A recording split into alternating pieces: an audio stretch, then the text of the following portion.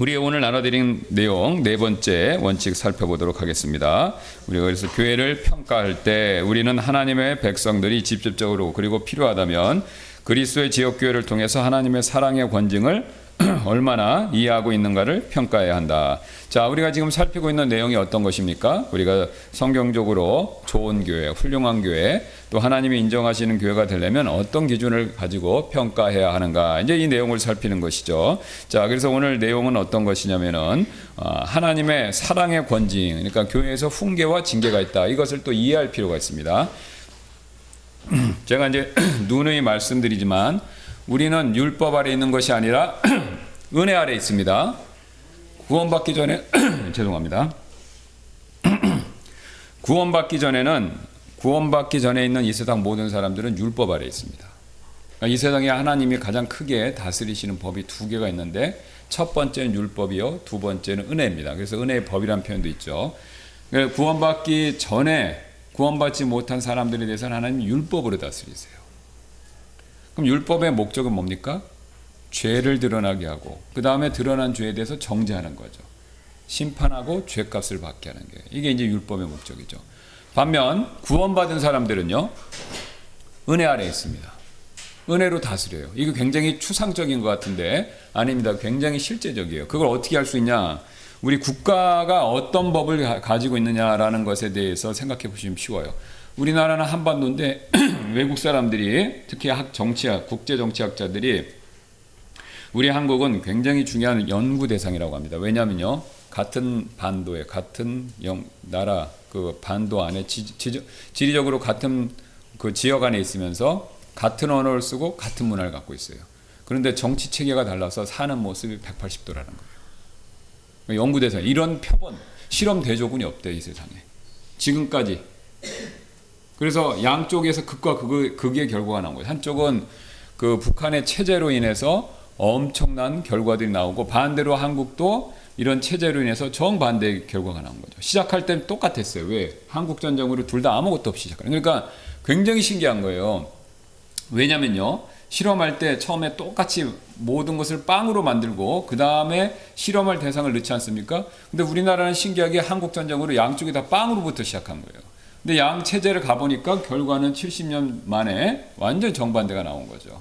물론 양쪽 체제가 어느 쪽이 무조건 일방적으로 좋고 나쁘다라고 얘기하기는 어려운데 어쨌든 놓고 봤었을 때 이게 한쪽이 훨씬 좋다라는 것을 상대적으로 분명히 입증한 겁니다. 그러면 여러분 생각해 보세요. 휴전선 너머에서 똑같은 나라에 똑같은 기후에 똑같은 사람들인데 그 사람들의 삶의 방식이 왜 다릅니까? 아까 말씀드렸던 체제 때문에 그런 거예요. 체제. 그리고 체제 밑에서 직접적으로 사람들을 지도하고 인도하는 법 때문에 그런 거죠. 그러니까 체제가 다르면 사람들의 삶의 패턴이 다른 겁니다. 똑같아요. 영적으로도. 우리는 구원받고 나서 은혜 아래에 있는 겁니다.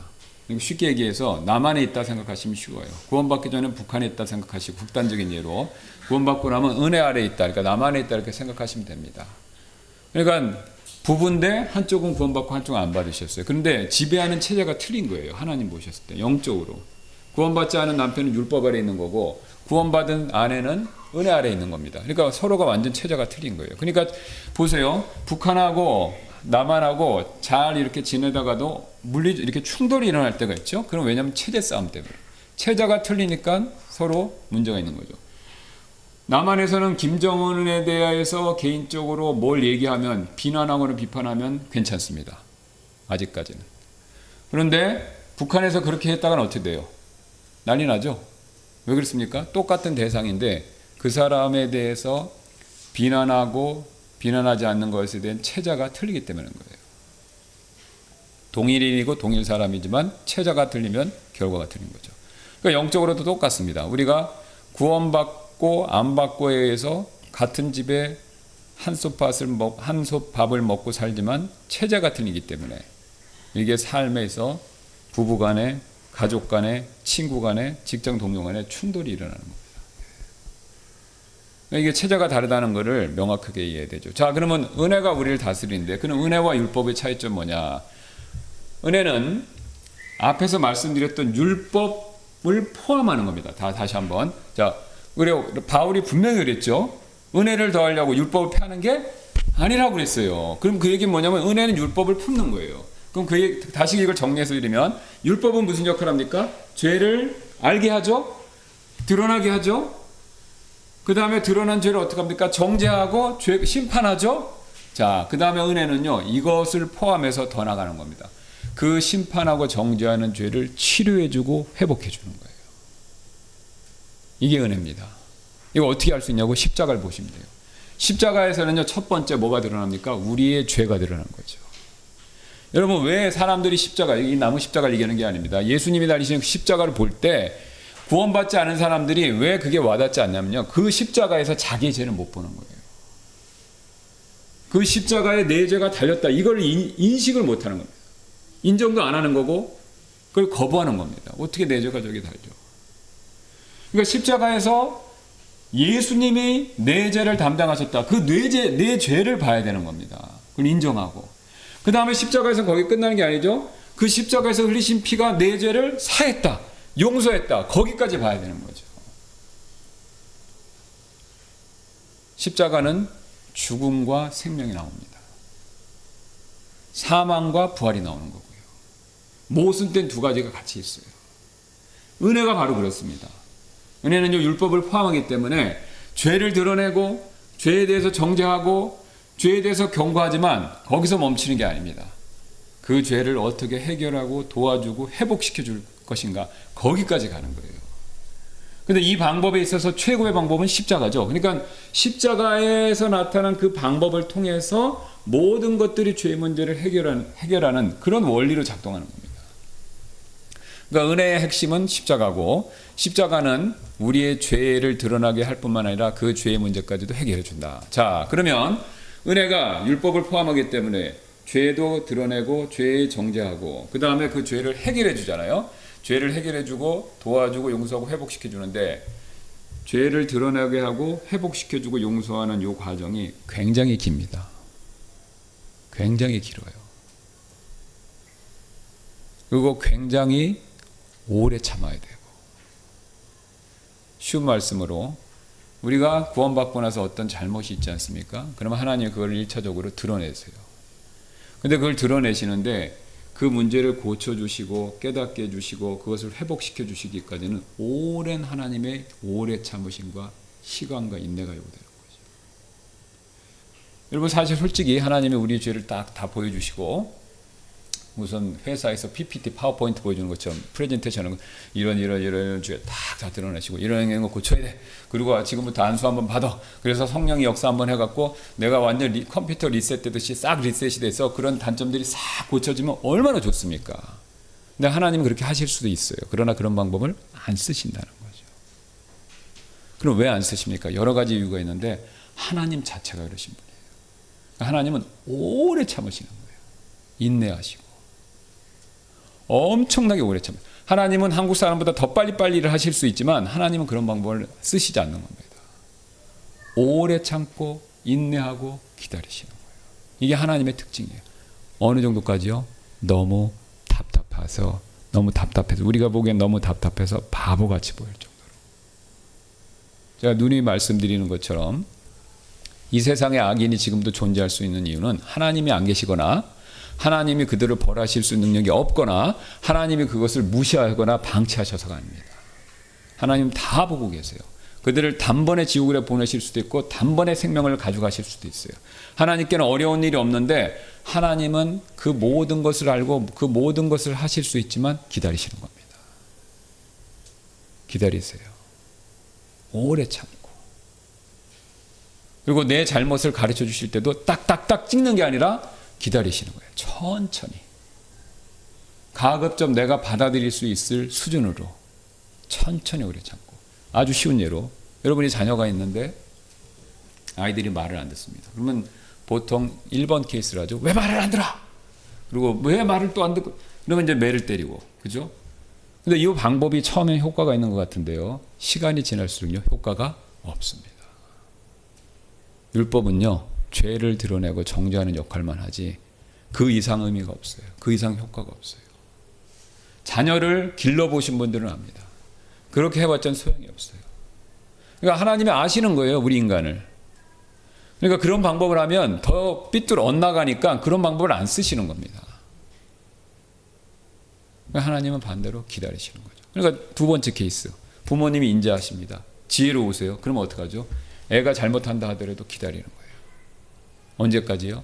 애가 스스로 잘못한 것을 깨달을 때까지, 자기가 그걸 알 때까지. 물론 지적하면 알죠. 그러나 머리로 하는 거지 마음으로 완전 깨달음이 있어야 돼요. 여러분, 우리가 어떤 습관적인 죄가 있는데 그게 잘못됐다는 것은 인식은 다 합니다. 그런데 그게 내 마음으로 심적으로 정말 잘못했어 라고 그런 인식이 있어야 자기가 바뀌는 계기가 되죠. 탕자의 비유 아시잖아요. 그 탕자가 돼지나무 열매 껍질, 돼지가 먹는 열매의 껍질을 막 먹었어요. 그때도 이거 잘못됐다, 내 인생은 꼬였다, 엉망이다, 이거 몰랐을까요? 알죠. 알고 있죠. 왜? 돈도 있었고 그 다음에 재물도 있었고 외국에 가서 잘 살았잖아요. 아버지가 준 유산 갖고. 그래서 그걸 생각하면 자기는 지금 엉망진창이 됐고 인생이 지금 원하는 대로 안 됐다. 그거 다 알고 있죠. 그런데 그가 이게 내가 이렇게 살면 죽겠다. 그 인식, 그 깨달음이 있을 때 움직였습니다. 내가 정말 죽는구나. 이 생각을 확 가졌을 때 아버지께 가자 이렇게 했죠. 바로 그겁니다. 탕자는요, 머리로는 알았어요. 이게 마음으로 와닿지 않은 거예요. 그걸 우리는 이제 철학에서 실존적인 인식이라고 그러죠. 그러니까 어려운 말, 쉬운 말로 하면 현실을 드디어 직시하는 거예요. 어디로요? 마음으로. 하나님은 우리 사람이 이런 존재라는 걸 아십니다. 그러니까 우리가 마음으로 깨닫게 하시기 위해서 하나님은 섬세하게 배려를 하세요. 그래서 기다리시는 겁니다. 마음으로 깨닫고 뉘우치도록.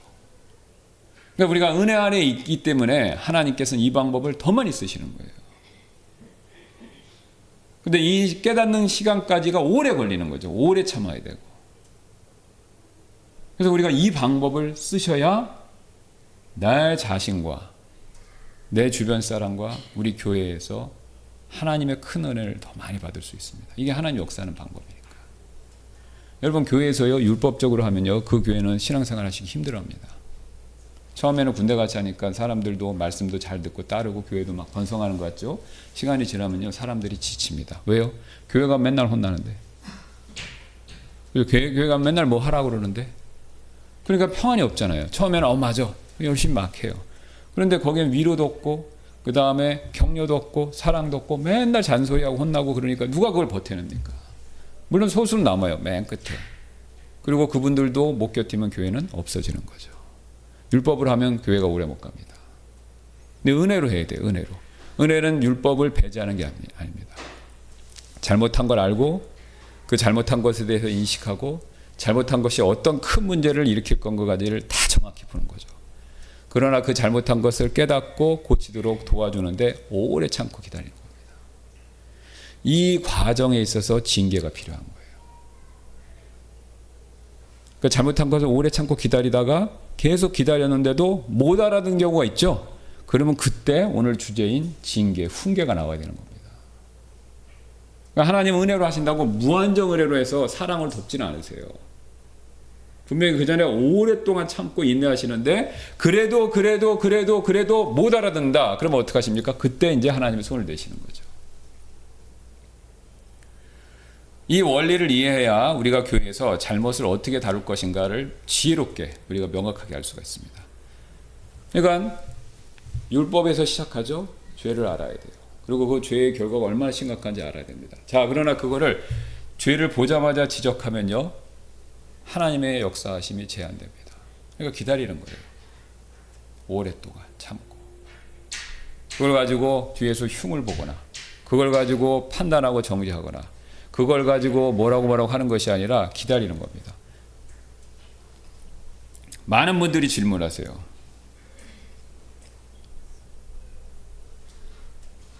판단하는 거고, 다른 사람의 잘못을 봤었을 때 판단하는 거하고, 그 다음에 그것을 성경적으로 대처하는 방법의 차이점이 뭐냐. 제가 주중에도 한번 질문을 받았는데 이렇게 생각하시면 쉽습니다. 이스라엘 백성들의 경우를 보면 이해하기가 쉬워요. 자, 이스라엘 백성들이 광야에서 물과 빵이 없다고 불평했죠. 그러면 물과 빵이 없다. 그 불평의 내용은 맞는 내용이죠. 광야에서 물과 빵이 없으면 죽지 않습니까? 그래서 지금 이스라엘 백성이 광야에서 무슨 사치품을 요구한 것도 아니고 그죠? 좋은 집, 뭐 자동차 이런 걸 요구한 게 아니지 않습니까? 그냥 생필품인 물과 빵을 요구한 거예요. 그런데 물과 빵의 요구는 맞는데 그거를 그냥 자기들이 모여서 막 내뱉으면서 왜 이렇게 없어 이러면 이게 불평이고요. 그 똑같은 물과 빵을 모세는 어떻게 했습니까? 하나님께 가져갔잖아요. 그러면 그게 기도예요. 내용은 똑같습니다. 하나님, 물과 빵이 없어요. 근데 그 물과 빵이 없는 걸 자기들끼리 모여서 막 수덕수덕하면 이게 불평이 되는 거고요. 그걸 누구한테 가져가면요? 하나님께 가져가면 기도입니다. 자, 이 원리를 이해하면 쉬워요. 저 사람이 뭘 잘못했어요? 그거를 그럼 우리가 덮자는 게 아닙니다. 그렇게 해서는 소용이 없어요. 그러니까 그 잘못한 거 확실하죠. 그걸 봐야죠. 이해해야죠. 그 다음에 그것을 인식해야죠.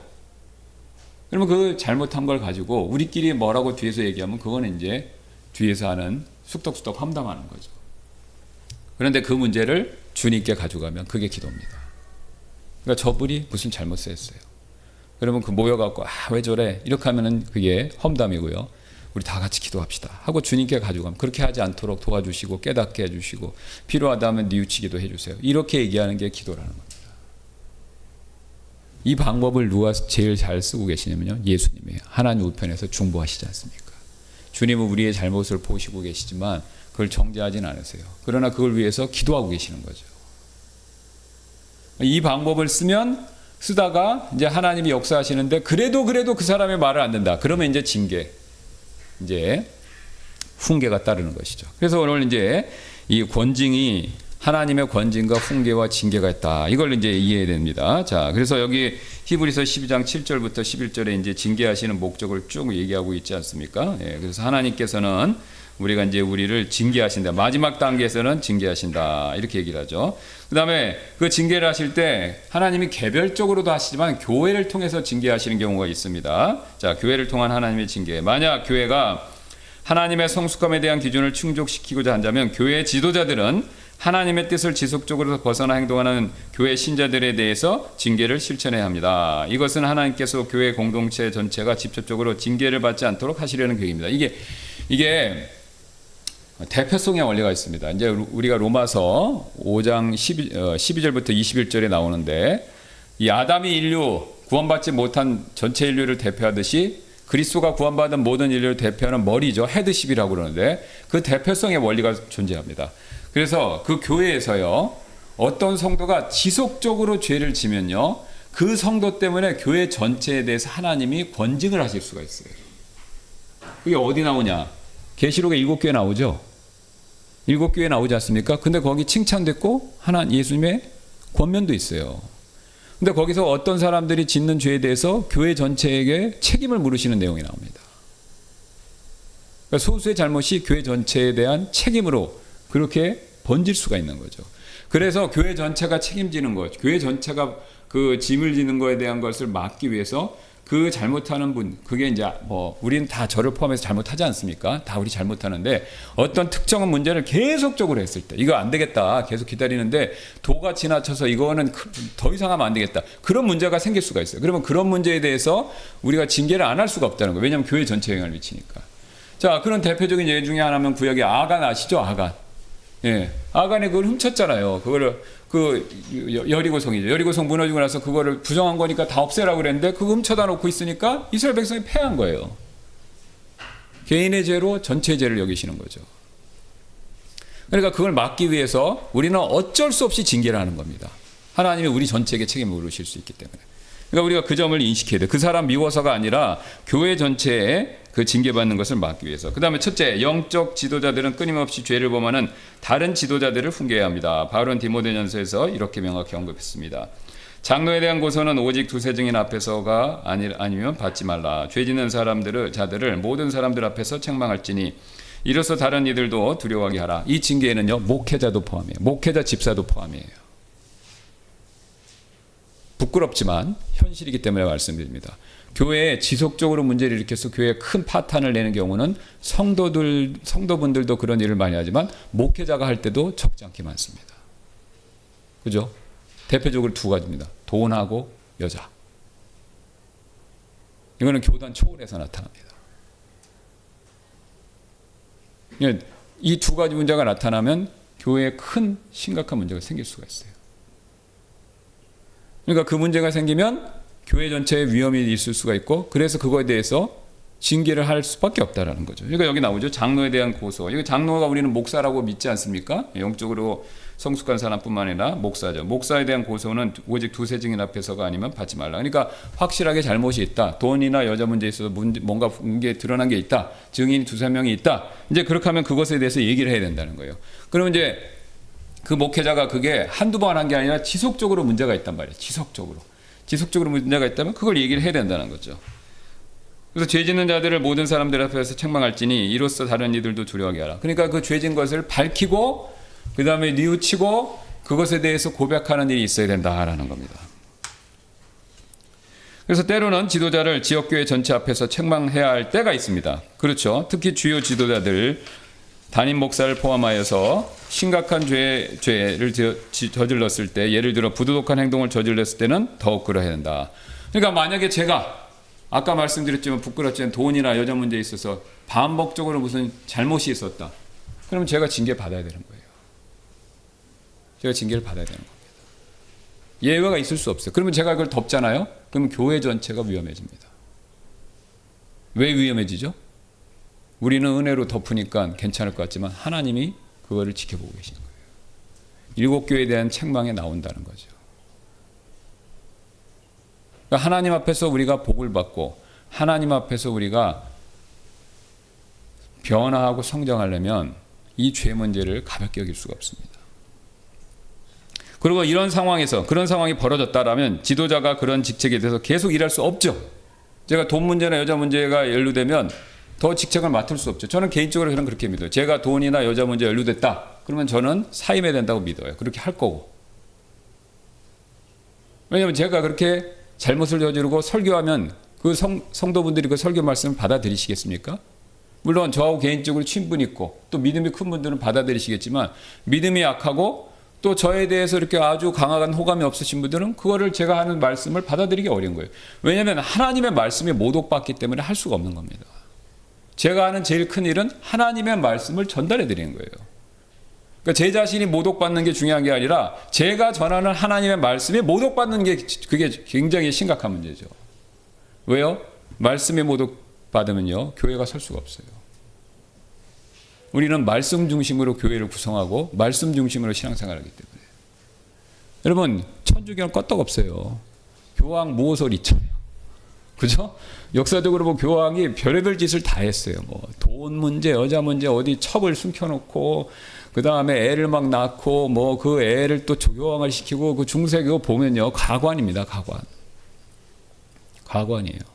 그런데 뭐라고 그래요? 교황 모호설. 교황 죄가 없대요. 그리고 그걸 반박하잖아요. 그럼 천주교회를 나와야 돼요. 그건 우리가 인정할 수가 없는 거죠.